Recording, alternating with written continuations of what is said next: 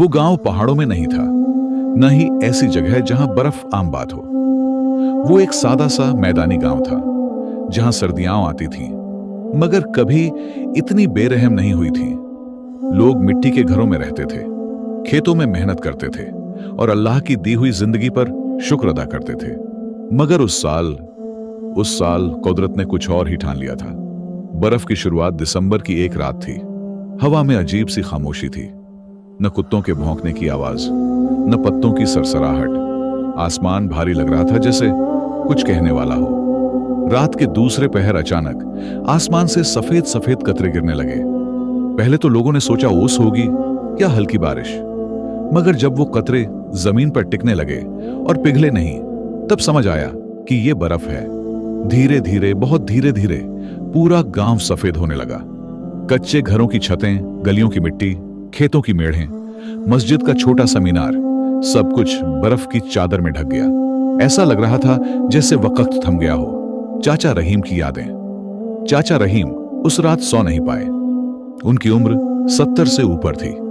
लकड़ी की अंगीठी जल रही थी, मगर ठंड हड्डियों तक उतर चुकी थी।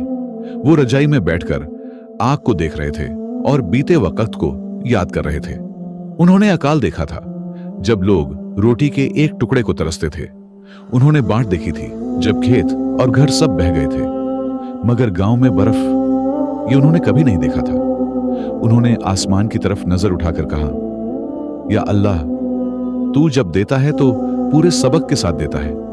उनकी बीवी बीमार और कमजोर पास ही लेटी थी। चाचा रहीम बार बार उन्हें ढकते, जैसे ठंड से ज्यादा डर उन्हें उनके खो जाने का था। सफेद सुबह सुबह हुई तो सूरज भी कुछ पल के लिए रुक गया। उसकी किरणें जब बर्फ पर पड़ी तो पूरा गांव चमक उठा। बच्चों की नींद सबसे पहले टूटी। अरे अम्मी, बाहर देखो, सब कुछ सफेद हो गया है। बच्चे नंगे पांव बाहर दौड़ पड़े। किसी ने पहली बार बर्फ को छुआ तो किसी ने उसे मुट्ठी में भरकर देखा। बर्फ ठंडी थी, मगर बच्चों की हंसी गर्म। छोटी अमीना फिसलकर गिर पड़ी और जोर से हंसने लगी। उसकी मां घबरा गई, मगर अमीना बोली, अम्मी, ये तो दर्द भी नहीं देती, ये तो अल्लाह की मुस्कान जैसी है। अजान की गूंज, फज्र की अजान जब मस्जिद से गूंजी तो वो आवाज उस दिन कुछ और ही थी। बर्फ में लिपटी हवा उसे दूर दूर तक ले गई।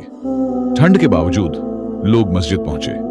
किसी के हाथ कांप रहे थे, किसी के पांव, मगर दिल मजबूत थे।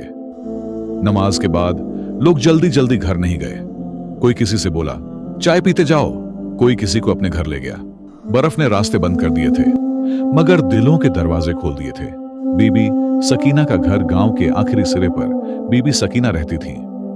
बेवाह, बीमार और बेहद गरीब। उनका घर कच्चा था और छत से ठंडी हवा अंदर आ रही थी। जब ये बात गांव वालों को पता चली तो किसी ने बहाना नहीं बनाया। चाचा रहीम खुद लकड़ियां उठाकर चले। उनके साथ गांव के कुछ नौजवान भी थे। कोई कंबल लाया, कोई चावल। बीबी सकीना की आंखों से आंसू बह निकले। आज समझ आया कि मैं अकेली नहीं हूं, उन्होंने कहा। बर्फ के दिन, सब्र की रातें। बर्फ एक दिन में नहीं रुकी।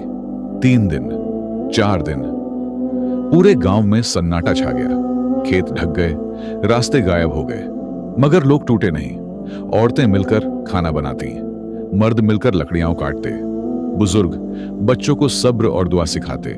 रातों में दिए जलते, कस्से सुनाए जाते और अल्लाह का नाम लिया जाता। एक बीमार बच्चा, एक रात खबर आई कि गांव के एक घर में छोटा बच्चा बहुत बीमार है। डॉक्टर दूर था, रास्ते बंद थे। चाचा रहीम ने कहा, अगर हम नहीं जाएंगे तो कौन जाएगा? बर्फ में रास्ता बनाते हुए कुछ लोग बच्चे को उठाकर पास के शहर तक ले गए। वो सफर आसान नहीं था, मगर नियत साफ थी।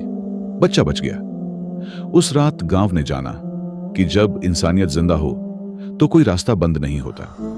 पिघलती बर्फ, बचती यादें। कई दिनों बाद धूप तेज हुई, बर्फ पिघलने लगी, रास्ते खुलने लगे। गांव फिर से अपने पुराने रंग में लौट आया, मगर लोग बदल चुके थे। अब वो एक दूसरे को सिर्फ पड़ोसी नहीं, अपना समझते थे। चाचा रहीम मस्जिद के बाहर बैठे थे। अमीना उनके पास आई और बोली, चाचा, बर्फ फिर आएगी? चाचा रहीम मुस्कुराए और बोले, अगर आई भी तो डरना मत, अब ये गांव तैयार है। अंत नहीं, एक शुरुआत। वो बर्फ सिर्फ मौसम नहीं थी, वो इम्तिहान थी, वो रहमत थी, और वो सबकत थी।